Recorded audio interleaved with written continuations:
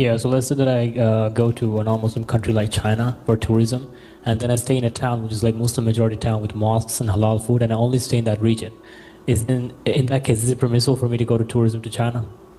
The scholars long ago have prohibited going to non-Muslim countries for the purpose of tourism, stating that there is a risk in your religion, on your piety and righteousness, among other things. So they used to say that it's only permissible to travel to non-Muslim countries if you're going there to learn education-wise, and university that you cannot learn in your own Muslim country, if you're going there to trade, to seek health benefits and the likes. But to go for tourism, the scholars prohibited that because it's not a necessity.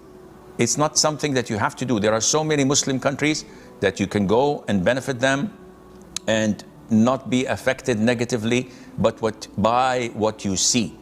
And you don't benefit the non-Muslim countries financially, rather you put your money where it should be, to your brothers and sisters, the Muslims in other countries, and Allah knows best.